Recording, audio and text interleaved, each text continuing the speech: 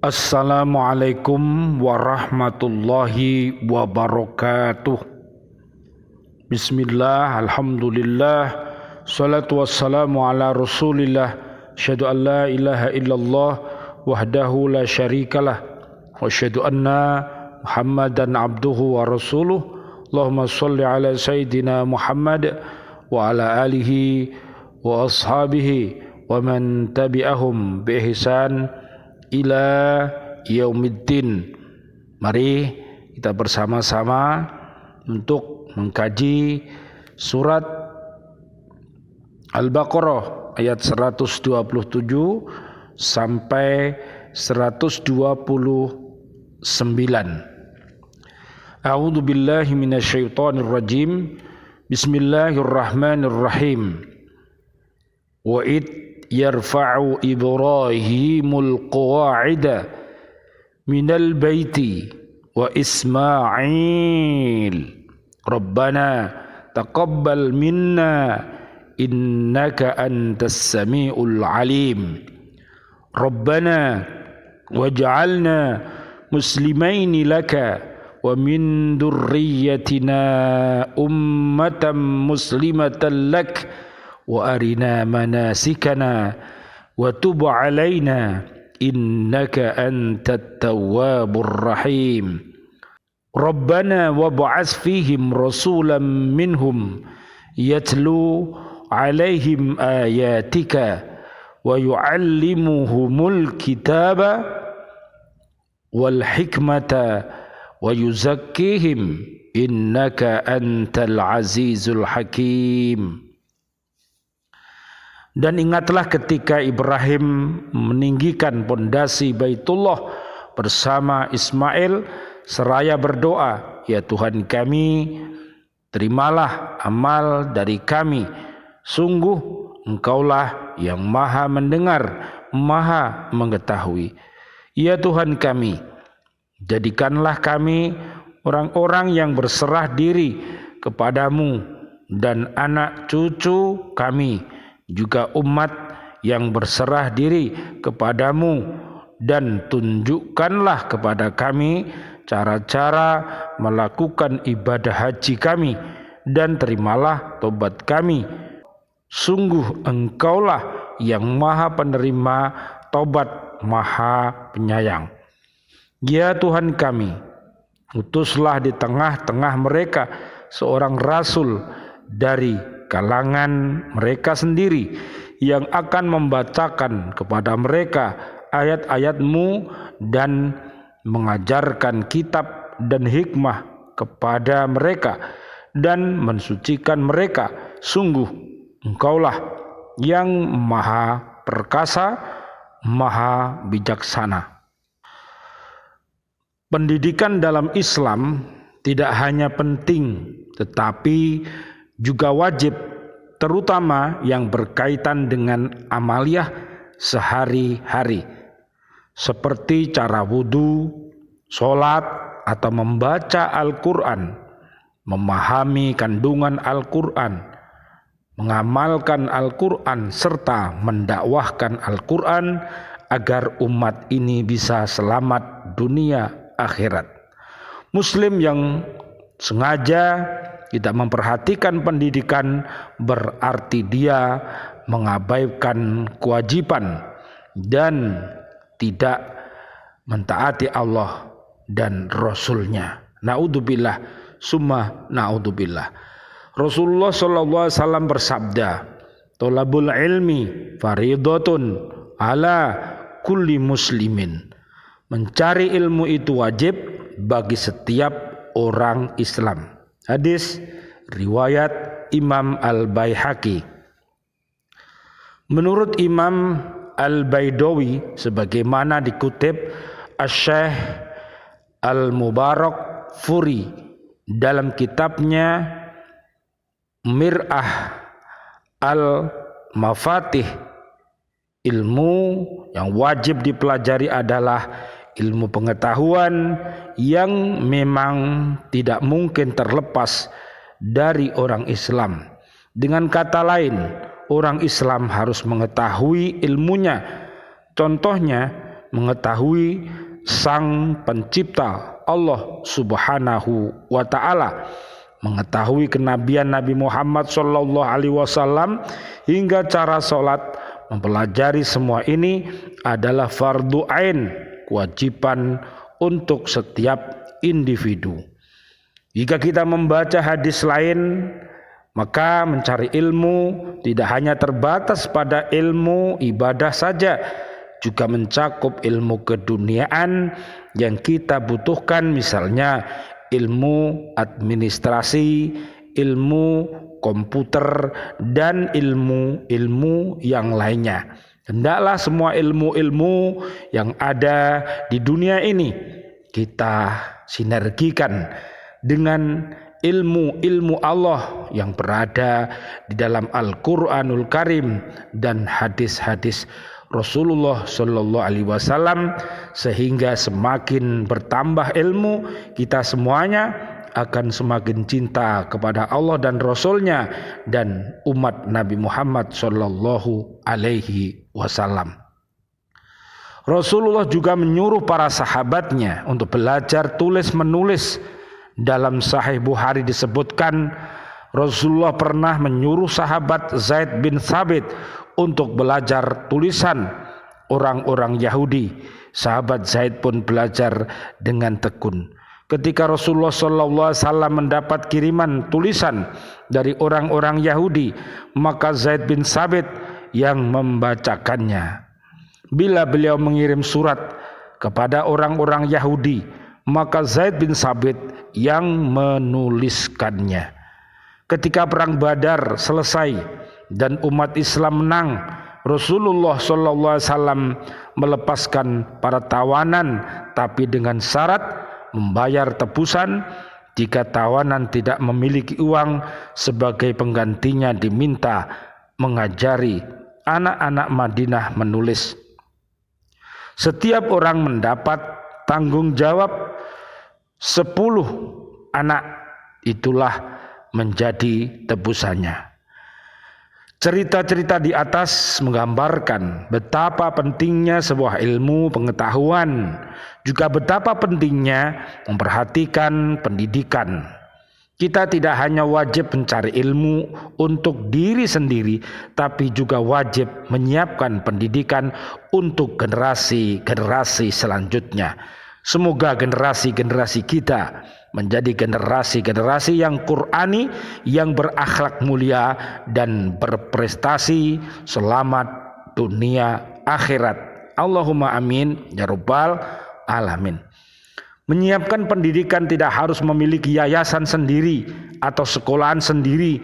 Membantu instansi pendidikan pun juga termasuk memperhatikan pendidikan, misalnya dengan mengajar, menjadi guru yang terbaik, membantu finansial, dan seterusnya. Tentu hal demikian salah satu cara menjadi mukmin yang terbaik dan mukmin yang dicintai oleh Allah Subhanahu wa Ta'ala. Sabda Rasulullah SAW dalam sebuah kutipan hadis, al-mu'minul qawiyyu khairun wa ahabbu ilallahi minal mu'minid dha'ifi. Orang mukmin kuat lebih baik dan lebih dicintai Allah Subhanahu wa Ta'ala daripada mukmin yang lemah. Hadis riwayat Imam Muslim. Imam Qadi Iyad menjelaskan dalam kitabnya Ikmal al-Muallim Syarah Sahih Muslim, bahwa mukmin yang kuat itu bisa diartikan dengan 3 hal. Pertama, kuatnya badan.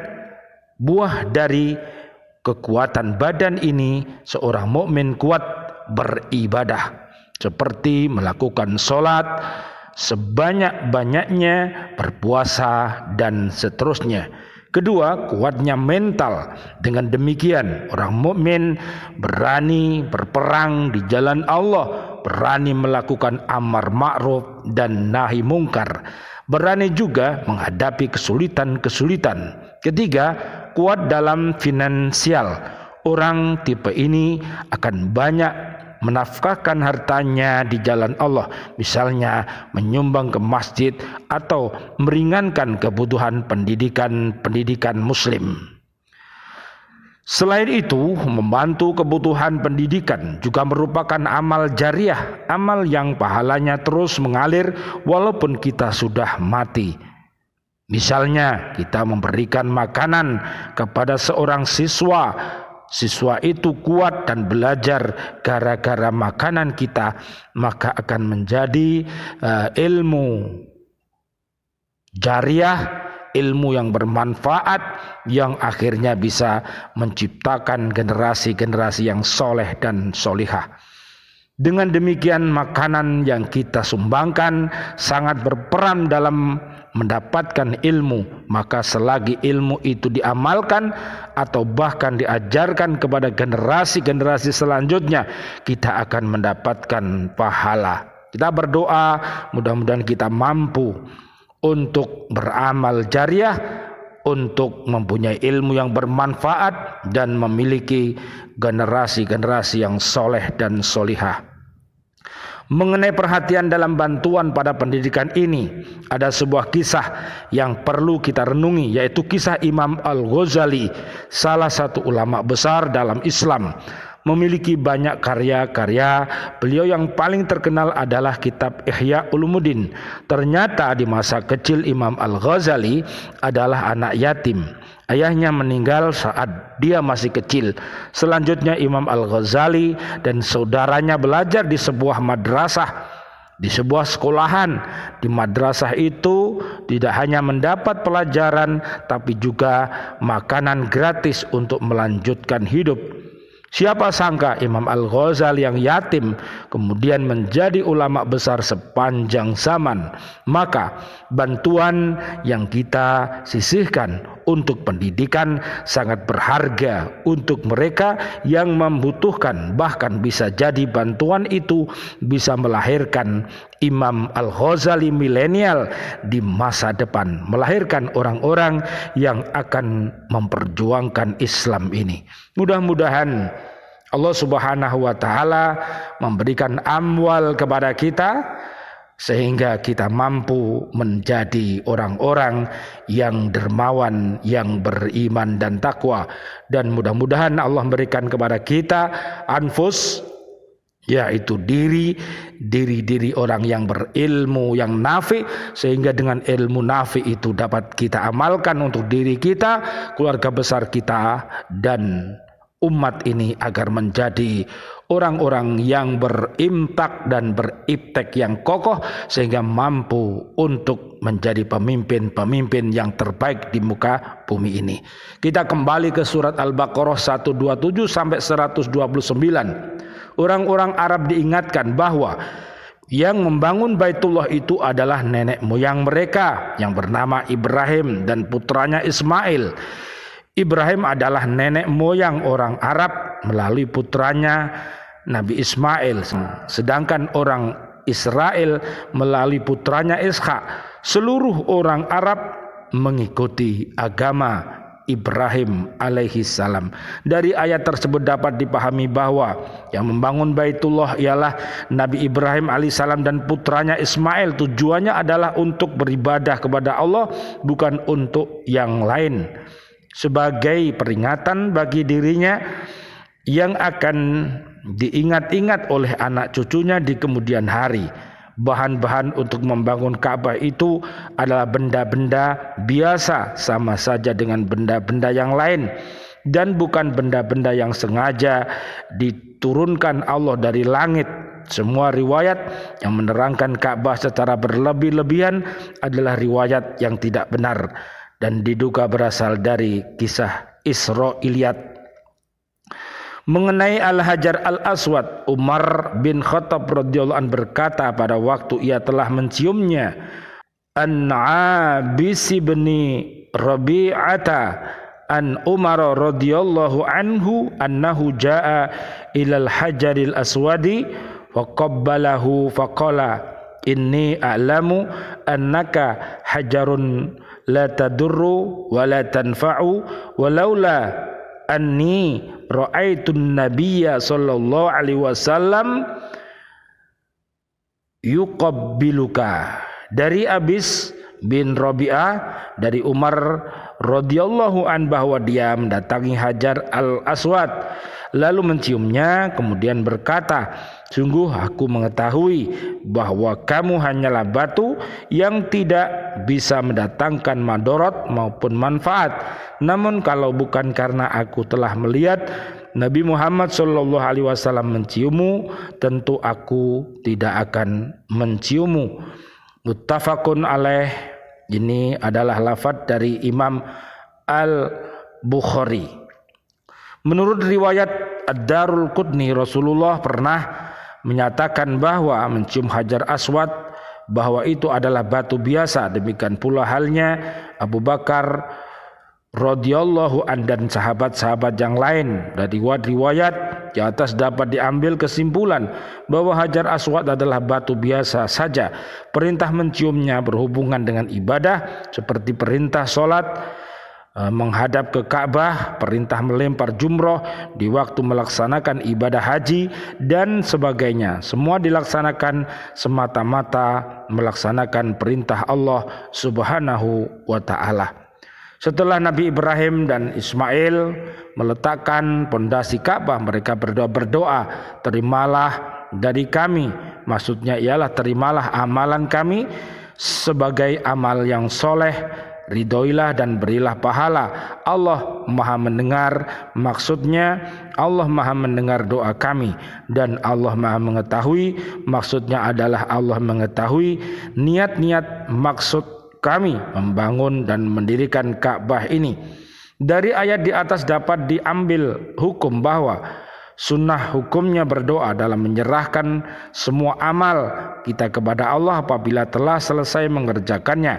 Dengan penyerahan itu berarti tugas seorang hamba ialah mengerjakan amal-amal yang soleh karena Allah, dan Allah lah yang berhak menilai amal itu dan memberinya pahala sesuai dengan penilaiannya. Dari ayat di atas juga dapat dimengerti bahwa Nabi Ibrahim alaihissalam dan putranya Nabi Ismail alaihissalam berdoa kepada Allah setelah selesai mengerjakan amal yang soleh dengan niat dan maksud perbuatan itu semata-mata dilakukan dan dikerjakan karena Allah, karena sifat dan bentuk perbuatan yang dikerjakannya itu diyakini sesuai dengan perintah Allah, maka ayah dan anak itu yakin pula bahwa amalnya itu pasti diterima oleh Allah Subhanahu wa ta'ala. Hal ini berarti bahwa segala macam doa yang dipanjatkan kepada Allah yang sifat, bentuk dan tujuannya sama dengan yang dilakukan oleh Nabi Ibrahim dan alaihissalam dan putranya alaihissalam pasti diterima oleh Allah dan pasti diberi pahala yang baik dari sisinya. Pada ayat berikutnya, ayat 128, Nabi Ibrahim melanjutkan doanya agar keturunannya menjadi umat yang tunduk dan patuh kepada Allah. Dalam perkataan Muslim, tunduk patuh terkandung pengertian bahwa umat yang dimaksud Nabi Ibrahim alaihissalam adalah mempunyai sifat-sifat. Yang pertama, memurnikan kepercayaan hanya kepada Allah. Hati seorang muslim hanya mempercayai bahwa yang berhak disembah dan dimohonkan pertolongan hanya Allah yang Maha Esa. Kepercayaan ini bertolak dari kesadaran muslim bahwa dirinya berada di bawah pengawasan dan kekuasaan Allah. Allah saja yang dapat memberi keputusan atas dirinya. Yang kedua, semua perbuatan kepatuhan, saya ulangi, yang kedua, semua perbuatan kepatuhan dan ketundukan dilakukan hanya karena dan kepada Allah saja, bukan kepada menuruti hawa nafsu, bukan karena ingin dipuji dan dipandang baik oleh orang, bukan karena pangkat dan jabatan, dan bukan pula karena keuntungan duniawi. Bila kepercayaan dan ketundukan itu tidak murni karena Allah, maka Allah tidak lagi menjadi pelindung bagi mereka. Sudahkah engkau Muhammad melihat orang yang menjadikan keinginannya sebagai Tuhannya, apakah engkau akan menjadi pelindungnya? Surat Al-Furqan ayat 43. Allah membiarkan sesat kepada orang-orang yang menjadikan hawa nafsunya sebagai Tuhannya dan mengunci mati hatinya, karena Allah mengetahui bahwa mereka tidak menerima petunjuk-petunjuk yang diberikan kepadanya. Afara'aita man ittakhadha ilahahu hawahu wa adallahu Allahu ala ilmi wa khatama ala sam'ihi wa qalbihi wa ja'ala ala basarihi ghishawatun faman yahdihi min ba'dillahi afala tadhakkarun. Maka pernahkah kamu melihat orang yang menjadikan hawa nafsunya sebagai Tuhannya dan Allah membiarkan sesat dengan sepengetahuannya, dan Allah telah mengunci pendengaran dan hati serta meletakkan tutup atas penglihatannya, maka siapakah yang mampu memberinya petunjuk setelah Allah membiarkan sesat? Mengapa kamu tidak mengambil pelajaran? Surat Al-Jasiyah ayat 23. Pada ayat 124 yang lalu, Nabi Ibrahim alaihissalam berdoa agar keturunannya dijadikan imam. Allah subhanahu wa ta'ala menjawab, keturunan Nabi Ibrahim alaihissalam yang dolim tidak termasuk di dalam doa itu. Karena itu pada ayat 128 ini Nabi Ibrahim alaihissalam mendoakan agar sebagian keluarganya dijadikan orang yang tunduk patuh kepada Allah subhanahu wa ta'ala. Dalam hubungan ayat di atas terdapat petunjuk bahwa yang dimaksud dengan keturunannya ialah Ismail alaihissalam dan keturunannya yang akan ditinggalkan di Makkah, sedang ia sendiri kembali ke Syam. Keturunan Nabi Ismail inilah yang menghuni Makkah dan sekitarnya, termasuk akhirnya adanya Nabi Muhammad sallallahu alaihi wasallam. Inilah yang dimaksud dengan firman Allah, millata abikum Ibrahim huwa sammakumul muslimin min qablu wa fi hada yakuna ar-rasulu syahidan alaikum wa takunu syuhada'a 'alan nas. Ikutilah agama nenek moyangmu Nabi Ibrahim, Allah telah menamakan kamu orang-orang muslim sejak dahulu, dan begitu pula dalam Al-Quran ini agar Rasul Muhammad sallallahu alaihi wasallam itu menjadi saksi atas dirimu dan agar kamu semua menjadi saksi atas segenap manusia. Surat Al-Hajj ayat 78. Nabi Ibrahim dan Ismail memohon kepada Allah agar ditunjukkan cara-cara mengerjakan segala macam ibadah dalam rangka menunaikan ibadah, tempat wukuf, tawaf, sa'i dan sebagainya, sehingga dia dan anak cucunya dapat melaksanakan ibadah sesuai dengan yang diperintahkan Allah subhanahu wa ta'ala. Di dalam ayat lain Nabi Ibrahim alaihissalam memohon kepada Allah agar diterima tobatnya, padahal Nabi Ibrahim adalah nabi dan rasul, demikian pula putranya. Semua nabi dan rasul dipelihara Allah dari segala macam dosa, maksum.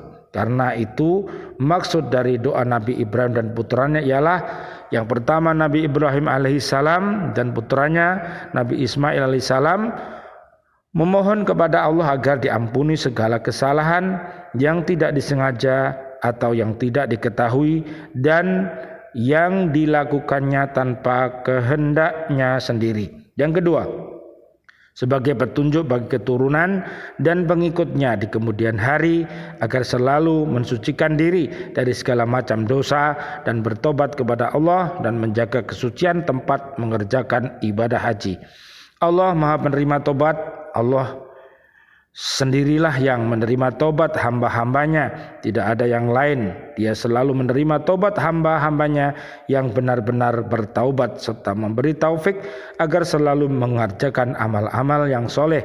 Allah Maha Penyayang ialah Allah Maha Penyayang kepada hamba-hambanya yang bertobat dan menghapus dosa dan adab dari mereka. Selanjutnya Nabi Ibrahim berdoa agar Allah Subhanahu wa taala mengangkat seorang rasul dari keturunannya yang memurnikan ketaatan kepadanya, yang memberi berita gembira, memberi petunjuk dan memberi peringatan. Allah mengabulkan doa Nabi Ibrahim dan mengangkat dari keturunannya nabi-nabi dan rasul termasuk Nabi Muhammad SAW. Yang terakhir Rasulullah SAW bersabda, aku adalah doa Ibrahim dan yang diberitakan sebagai berita gembira oleh Nabi Isa alaihissalam. Riwayat Imam Ahmad. Sifat dan rasul yang didoakan Nabi Ibrahim alaihissalam, yang pertama membacakan ayat-ayat Allah yang telah diturunkan kepada mereka agar ayat-ayat itu menjadi pelajaran dan petunjuk bagi umat mereka. Ayat-ayat itu mengandung ajaran tentang keesaan Allah, adanya hari kebangkitan dan hari pembalasan, adanya pahala bagi orang yang beramal soleh dan siksaan bagi orang-orang ingkar, petunjuk ke jalan yang baik dan sebagainya. Yang kedua, mengajarkan kepada mereka Alkitab dan Al-Hikmah. Alkitab ialah Al-Quranul Karim, Al-Hikmah ialah mengetahui rahasia-rahasia, faedah-faedah, hukum-hukum syariat, serta maksud dan tujuan diutusnya para rasul, yaitu agar menjadi contoh yang baik bagi mereka sehingga mereka dapat menempuh jalan yang lurus. Yang ketiga, mensucikan mereka ialah mensucikan diri dan jiwa mereka dari segala macam kesyirikan, kekufuran, kejahatan, budi pekerti yang tidak baik, sifat suka merusak masyarakat dan sebagainya. Nabi Ibrahim menutup doanya dengan memuji Tuhannya, yaitu dengan menyebut sifat-sifatnya yang maha perkasa, yang maha bijaksana. Maha perkasa ialah yang tidak seorang pun dapat membantah perkataannya dan tidak seorang pun dapat mencegah perbuatannya. Maha bijaksana ialah yang maha menciptakan segala sesuatu dan penggunaannya sesuai dengan sifat guna dan faedahnya. Dari doa Nabi Ibrahim alaihissalam ini dapat difahami bahwa ia memohonkan agar keturunannya diberi taufik dan hidayah sehingga dapat melaksanakan dan mengembangkan agama Allah, membina peradaban untuk manusia dan mengembangkan ilmu pengetahuan menurut yang diridhoi oleh Allah Subhanahu wa taala. Mudah-mudahan generasi kita, lembaga pendidikan Al-Falah Surabaya, dan juga generasi-generasi muslim yang ada di dunia ini, mudah-mudahan semuanya Allah ciptakan, Allah takdirkan menjadi insan-insan yang soleh dan solihah, yang akan menjadi umat Nabi Muhammad terbaik dan berakhlak mulia serta berprestasi selamat dunia akhirat. Amin amin ya rabbal alamin. Wal afu minkum. Wassalamualaikum warahmatullahi wabarakatuh. Waalaikumsalam warahmatullahi wabarakatuh.